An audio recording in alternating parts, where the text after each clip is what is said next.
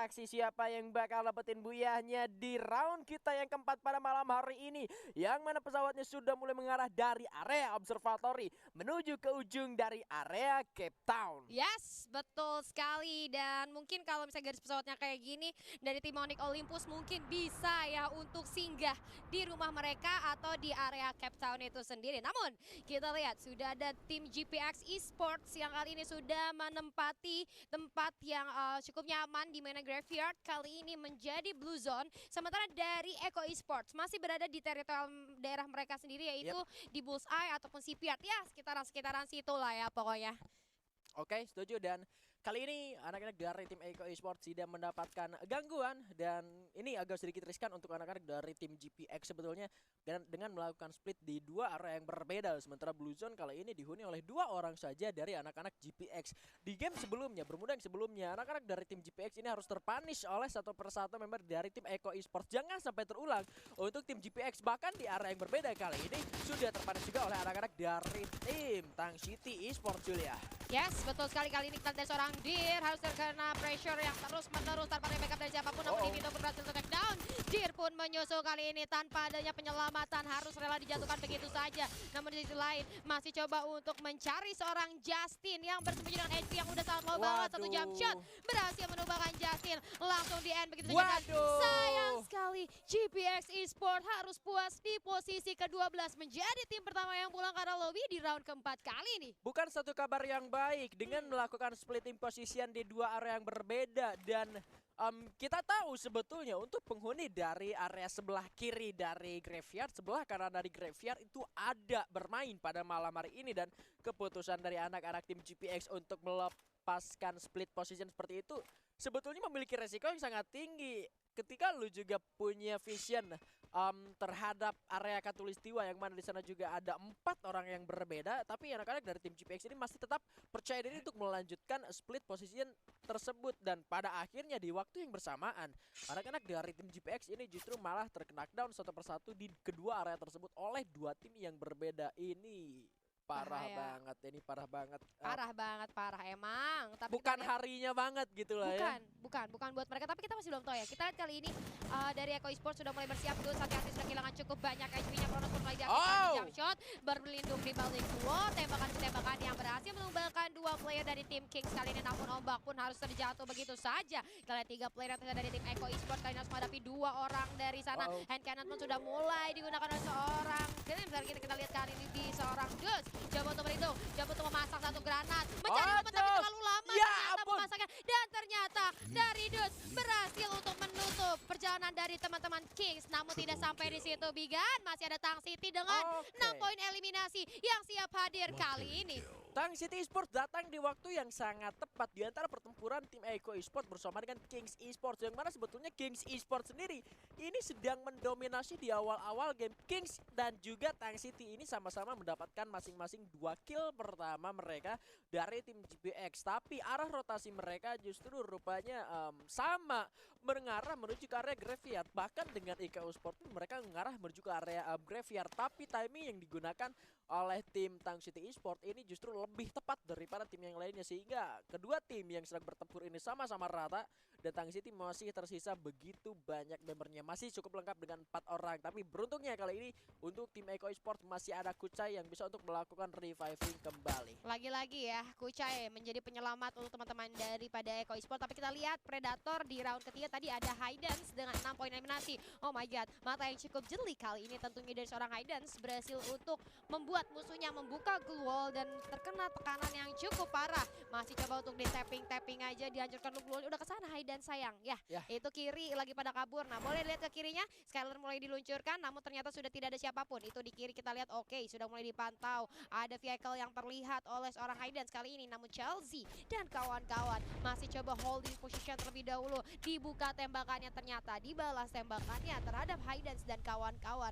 Berlindung di balik patahan yang menurut gue ini menjadi satu keuntungan tentunya untuk teman-teman dari The Pillars OP, tapi nggak bisa untuk terlalu lama. Iya, nggak bisa terlalu lama juga karena ini bukan satu area pertahanan yang bisa gue bilang cukup baik untuk early sampai ke mid game ya. Better kayak lu dapat beberapa komponen dan juga dapat banyak lootingan selama lu melakukan rotasi. Tapi ini adalah pilihan dari anak-anak The Pillars of P. Mereka sudah percaya dengan resource yang mereka miliki, tinggal mereka mendapatkan zona nyamannya mereka. Zona nyaman bukan berarti selalu ada compoundnya, mungkin itu yang harus dicatat. Zona nyaman adalah ketika kita berhasil untuk mendapatkan area tengah zona dan predik zona selanjutnya ini tepat juga berada di area mereka. Mungkin itu yang dilakukan oleh anak-anak dari tim The Pillars of itu sendiri, yang menjadi alasan mereka masih stay di area sana gitu. Yes, betul sekali. Tapi kita move lagi. Ini kenapa jadi konvoy? Ini jadi konvoy nih gue lihat-lihat. Dari tim Onyx Olympus yang harus berjalan bersama dengan Rebellion Tabor. Tapi tidak ada peperangan yang terjadi. Dari Onyx Olympus mau coba untuk setup dulu. Nabrak batu Gare. Aduh, halo, assalamualaikum. Cabut dulu. Coba setup. Udah dapetin compound di Mars Electric. Coba untuk cari tempat yang aman. Baru melakukan counter attack dari Onyx Olympus terhadap Rebellion Tabor. Tadi hampir aja ya Gare ketika nabrak batu itu hampir jadi malapetaka. Tapi untungnya masih bisa untuk selamat dan setup di arah Mars Electric tentunya. Yes, masih bisa untuk melakukan pertahanan juga di area Mars Electric, karena kali ini kalau kita melihat area circle di layar sebelah kiri ini, Mars Electric harusnya masih ada di dalam bagian zona selanjutnya setelah zona ini menyusut. Lagi-lagi penyusutan zona kali ini berada di area bawah dan Onyx Olympus masih coba untuk melakukan checking terlebih dahulu di area Mars Electric. Make sure kalau di sekitaran mereka ini nggak ada orang, tapi kali ini rupanya sudah ada, dan bahkan yang dikeluarkan oleh The Pillars of P seharusnya dan harus lebih diwaspadai lagi, karena kali ini Onyx Olympus sudah melihat adanya vehicle di arah atas dan mereka juga sudah mulai masuk juga ke arah kanan dari tim Galaxio. Ini bahaya karena sudah mulai turun juga ada Gardu sana langsung juga melepaskan tembakan dan juga Chrono yang kali ini sudah membuka Anaf yang terancam bergerak ke arah belakang. Kali ini ada granat dilemparkan ke Hainos, berhasil menggunakan Gardu meskipun yang berhasil mendapatkan satu orang. Kali ini pembacokan dilakukan, dua orang itu benar di tim Onyx Olympus bahkan dengan Sia. Aduh, sial tumbang juga pada gila. Tapi kali ini ada Rebellion Tabor yang bakal datang juga bersama mungkin dari Mars Electric. Ada penabrakan juga dari seorang Heyu kali ini mengancam pertahanan dari tim Galaxio yang kali ini menyisakan Haidar. Sudah mulai turun ke arah bawah, sudah tertembak sangat sakit, tumbang juga, dan kali ini Galaxio pun menyisakan satu orang saja. Belum selesai karena terlihat ada pergerakan dari The Pillars OP yang bakal menghancurkan pertahanan dari tim RBL kali ini. Sudah tertembak juga Heyu, cukup sekarang kali terkena VSS dan seorang Ian berhasil ditumbangkan dengan racun yang sangat menyakitkan. Masuk menuju ke lubuk hati yang paling dalam. Chelsea pun kali ini tertembak. Upaya ending berhasil dilakukan. Ian berhasil mendapatkan seorang Heyu kali ini. 3 lawan 4 yang terjadi bakal jadi sebuah asa yang sangat manis untuk The Pillars OP kali ini. Bakal ada kekeran juga seorang HMXD, masih belum konek ke arah lawannya, dikejar ke arah belakang, berhasil tumbangkan oleh seorang HMXD kali bakal dipulangi dari arah lobby. Juga rupanya Rebellion Tabor, 2 orang tersisa cabut dari area tersebut. Wow, kita move lagi terlebih dahulu karena Bigetron Rosukakan yang terlibat seperti Madura Prime, double vector dan seorang Keong ternyata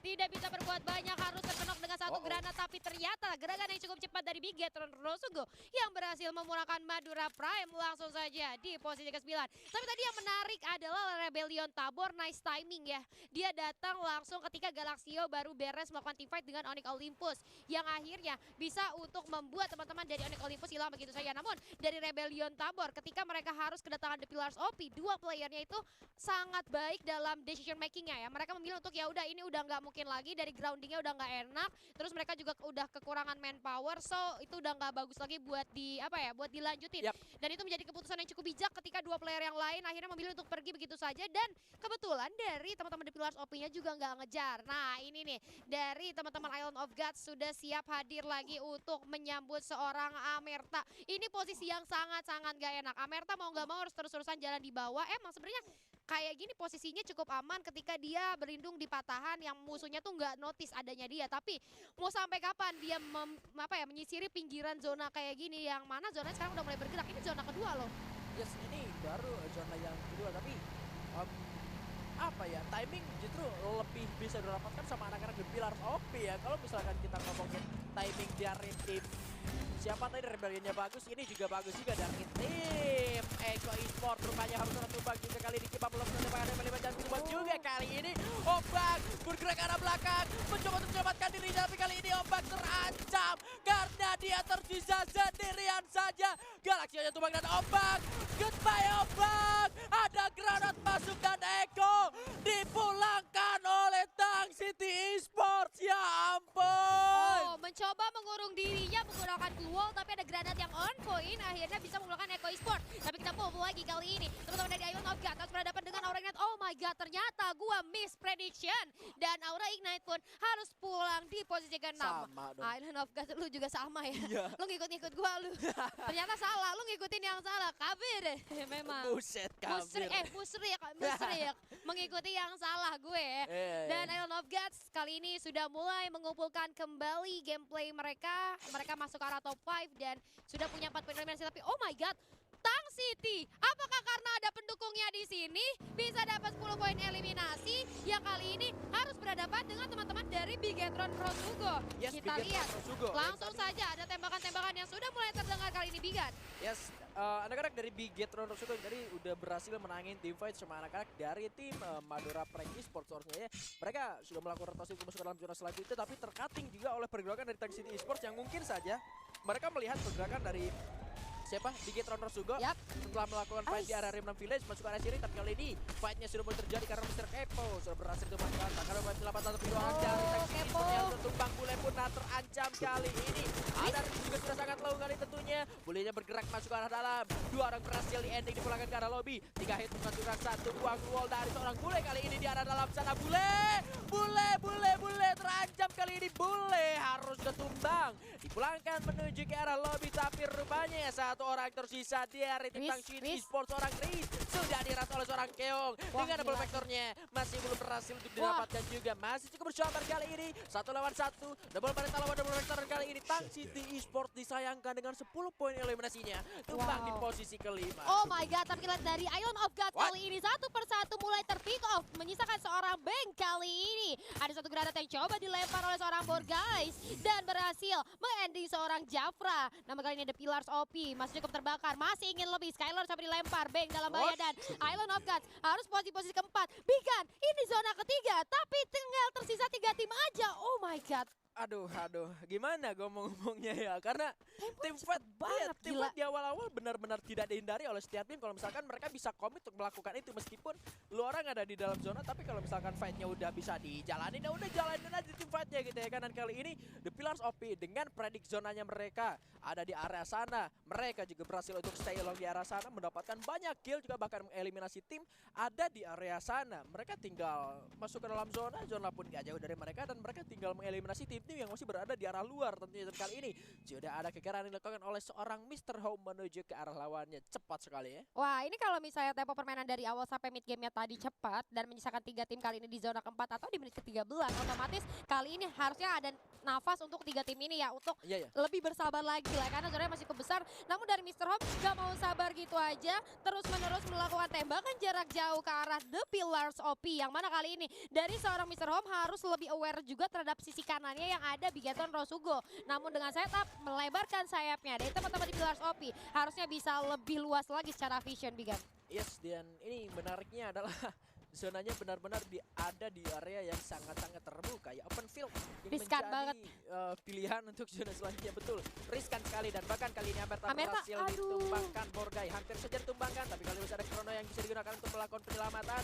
Masih bisa di-revive kembali, 2 keluar langsung dipasang dan Skylar? tentunya Skylar di sana masih bisa dihindari dengan berlari untuk masuk lagi menuju ke sebuah area batu untuk menyelamatkan dirinya. Dan kali ini vehicle juga sudah mulai digunakan oleh seorang Siro untuk melakukan distraksi menuju ke arah dari Pillars OP, tapi anak-anak di Pillars OP masih cukup konsentrasi untuk menahan pergerakan dari seorang Heyu juga di sana yang melakukan proning untuk menyelamatkan dirinya. Bakal sulit untuk masuk ke dalam zona selanjutnya dari seorang Heyu karena ditahan juga posisinya. Terus ada spray down dilakukan dan kali ini masih belum ada upaya pertempuran jarak dekat dari kedua tim. Oke, masih belum ada pertempuran jarak dekat seperti yang tadi udah gua bilang, di mana kali ini mereka tersisa 3 tim di zona yang sebenarnya belum mepet-mepet amat ke zona air ya. Tapi ternyata Borgais kali ini berhasil ditumbangkan dengan tembakan jarak jauh yang cukup menyakitkan dan Amerta pun berhasil mendapatkan lagi 1 orang. Terlalu overpick kali ini Bigan. Yes, kali ini 1 orang yang juga berhasil ditumbangkan, tapi Amerta sudah berhasil ditumbangkan. Sangat luar biasa upaya dikoi dari seorang HamXD kali ini. Langsung saja untuk melakukan ending. Tapi kali ini The Pillars OP, resource mereka harus terkikis dan sampai akhirnya rupanya Rebellion Tabor ditumbangkan di posisi ketiga. Fight terakhir tentunya kali ini bakal diperebutkan buahnya antara Bigetron Rosugo dan juga The Pillars OP. Terpaksa sudah kali ini Mai Putra harus melawan sang mantan dan benar saja berhasil untuk ditumbangkan oleh mantan rekan timnya sendiri. Kali ini ada Von yang sudah mulai melepaskan granat bersama dengan seorang Borgai juga coba ditukar. Kali ini Vonnya bergerak mundur lagi ke arah belakang dan ini bakalkan menjadi kesakit hatian untuk seorang Mai Putra. Secara terpaksa harus melawan mantan rekan timnya. Ada yang sudah mulai tertembak. Von rupanya berhasil ditumbangkan bersama dengan Hamexi juga di sana terkadang. Masih ada Skyler yang terus saja dilontarkan. Cukup alot 3 lawan 3 kali ini. Vonnya ditumbangkan juga bersama dengan seorang Keong. Kali ini 2 orang tumbang dari Bigetron Rosugo. Nggak bisa diselamatkan 1 orang. Melakukan proning terlebih dahulu dari kedua tim. Pembagian posisi HamXD-nya bakal sulit untuk diselamatkan kembali karena sudah sangat terlalu jauh. Chelsea masih berada di arah atas. Ian sudah tertembak, sudah cukup sakit juga kali ini. 3 lawan 3 yang cukup imbang dari kedua tim tentunya kali ini. Chelsea masih bergerak menuju ke arah samping sebelah kiri. Coba untuk melakukan decoy, tapi ada Chrono di sana. Borgai berhasil ditumbangkan. Menjadi sebuah kunci dari seorang gol untuk masuk ke arah dalam. Lebih dalam lagi. Chelsea sudah tergigit zona kali ini dan Buya untuk Bigetron Rosugo.